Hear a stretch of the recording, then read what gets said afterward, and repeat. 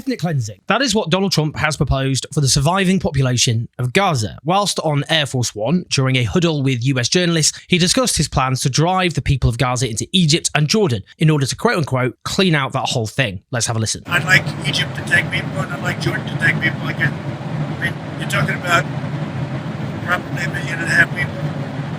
And we just clean out that whole thing. This is not some off-the-cuff remark from Donald Trump. As Amit Segal, chief political analyst on Israel's Channel 12 News, tweeted, senior Israeli officials, Trump's statement about the migration of Gazans to Muslim countries is not a slip of the tongue, but part of a much broader move than it seems, coordinated with Israel, and then destroy the Palestinian people living there in 3 ways. 1, by slaughtering them, that is through direct violence. 2, killing through indirect means. So, for example, intentionally destroying the healthcare system and depriving them of the essentials of life. And 3, by driving them out of Gaza altogether. And this again underlines the absolute travesty that is Western media coverage. From the beginning, as the Israeli state forcibly drove the Palestinian people of Gaza from their homes within the Strip and then destroyed their homes, the Western media, if they had done their job, would have reported on the threat that Gaza would be violently emptied of its people, that is, those who survived. They did not do so, and they have no excuse, because some of us warned about this over and over again, but our warnings were ignored, and more generally, we were treated as fringe extremists. I'll give you an example. This is me in November 2023, just weeks after all of this began. This is huge and absolutely chilling, and it exposes the scale of the crime which Israel could now be undertaking. An official document from the Israeli Ministry of Intelligence has been leaked. It's in the hand of some dissident Israeli newspapers, and this official document recommends the forcible and permanent removal of Gaza's 2.2 million Palestinians to Egypt's Sinai Peninsula. We have a term for this. It is called ethnic cleansing. This is me in February 2024, about a year ago. Now, we also know that the government is jam-packed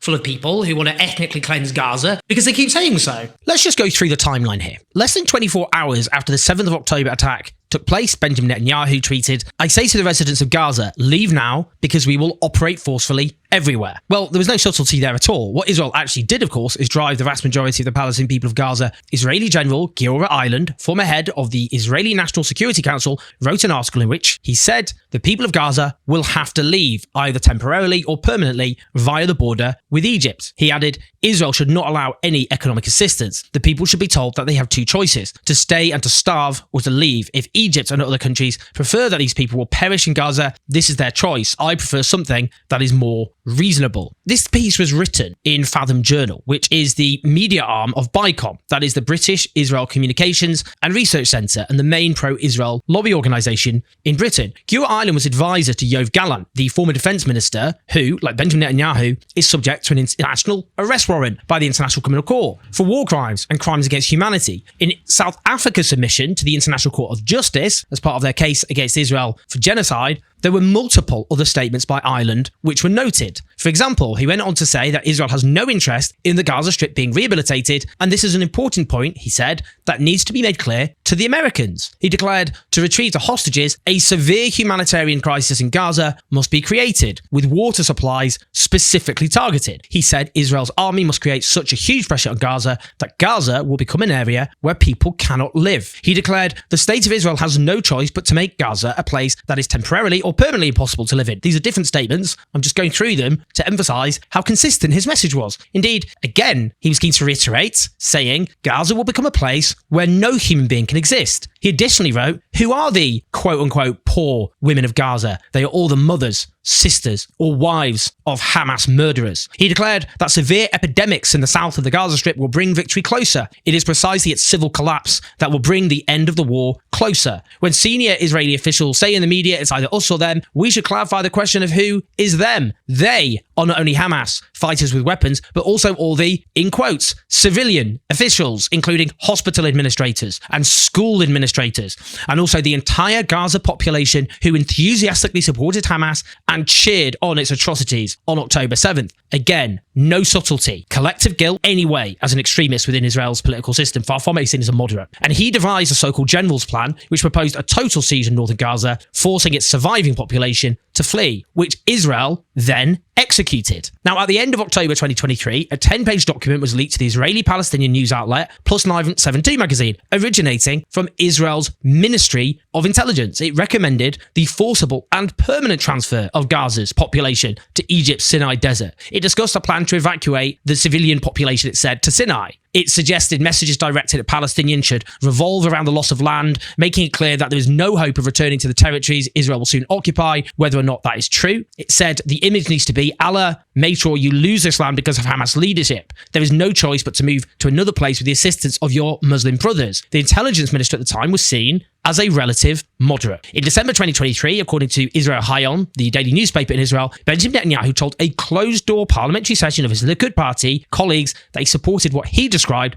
as voluntary migration of the Palestinians from Gaza. He added, our problem is the countries that are willing to absorb them, and we are working on it. That's what he said back in December 2023. Israeli cabinet ministers have repeatedly pushed for so-called voluntary migration, with a conference on this being attended by 11 cabinet ministers in January 2024. Voluntary migration, of course, is a vile nonsense. The people of Gaza do not want to leave their homeland. It is simply a euphemism for ethnic cleansing. And the dream, of course, of the Israeli right is to drive them out and then settle Gaza, to colonize Gaza with Israeli settlers. Now, Egypt's military dictatorship has repeatedly publicly opposed the ethnic cleansing of Gaza, including in response to Trump's latest comments. But last February, nearly 1 year ago, photos were published showing Egypt was building an enclosed area ringed with high concrete walls along its border with Gaza. That was discussed as possibly housing Palestinians fleeing the then planned Israeli assault on the southern city of Rafah. The prospect of driving the people of Gaza from their homeland always loomed large, and yet the BBC tweeted out, Palestinians condemn US President Donald Trump's proposal to resettle Gazans abroad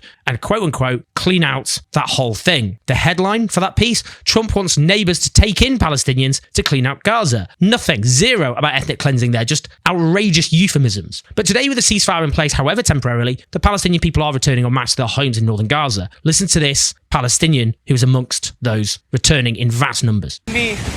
Thousands of them are deciding to return by walking. And this Palestinian woman who says Trump is dreaming if he thinks any of us will go to Egypt or Jordan. ما بصيب أرضه يجي يتفرجوا. هاي الدليل قدام عين ترامب. بلغوا العالم كله احنا مساعدين نموت في أرضنا، ما نسيب أرضنا. أرضنا احنا تعذبنا، احنا ارتمينا لكن ما سيبنا أرضنا. بيحلم ترامب، بيحلم في إذا واحد فينا بيطلع على مصر ولا على الأردن. Indeed, the sight of Palestinians returning to their homes, as described by far-right Israeli politician Itamar Ben-Gvir, until recently Minister of National Security, like so. The opening of the Netzarim highway this morning and the entry of tens of thousands of Gazans into the northern Gaza Strip are images of Hamas's victory, and another humiliating part of the reckless deal. This is not what quote-unquote complete victory looks like. This is what complete surrender looks like. The heroic IDF soldiers did not fight and give their lives in the Strip to make these images possible. We must return to war and destroy.